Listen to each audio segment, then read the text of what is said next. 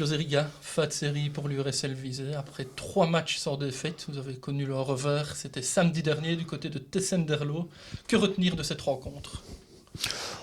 C'était le scénario parfait pour un 0-0. Je dirais peu d'occasions, quelques-unes, des faits de match, un penalty accordé, discutable, un penalty non accordé, discutable aussi.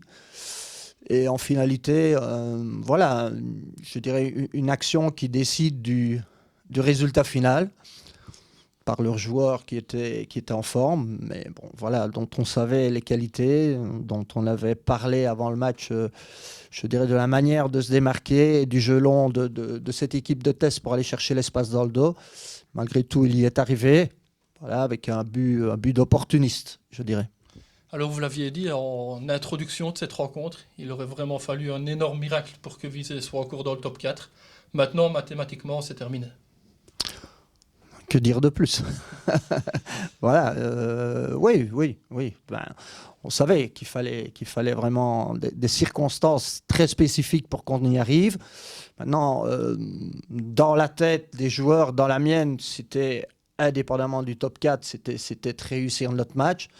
Je dirais qu'on l'a réussi à moitié, ou pas du tout si on se fie uniquement au résultat, mais voilà, je pense que les équipes étaient très semblables, non seulement au niveau du dispositif, mais au niveau des forces en présence.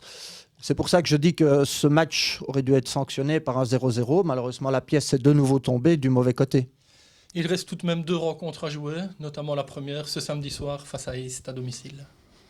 Oui, il faut terminer le championnat, je dirais, sur la meilleure note possible et forcément faire comme on a toujours essayé de faire à l'approche de chaque match, donner le meilleur pour l'image de Visé et pour individuellement les joueurs qui doivent aussi continuer à se montrer, je dirais, et forcément à prester jusqu'au bout. On sait que le fait d'introduire des playoffs, le fait que le championnat soit décidé relativement tôt, le fait qu'on se trouve dans ce ventre mou sans être concerné ni par la descente, ni par le top 4, voilà, c'est vrai que on pourrait dire qu'il n'y a plus d'enjeu, mais l'enjeu existe toujours bien et si on est des compétiteurs, bien voilà, on doit avoir la même envie pour les 2 derniers matchs à négocier.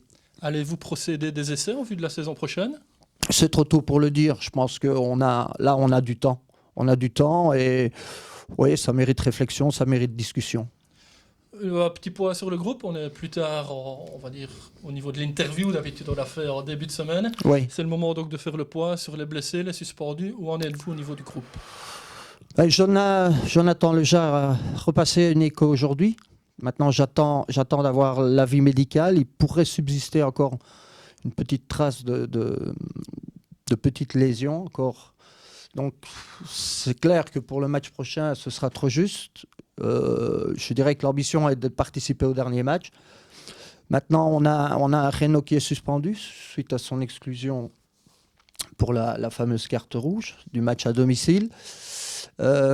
Aujourd'hui, on a Martin qui est malade, qui était redevenu disponible, lui, déjà le week-end passé.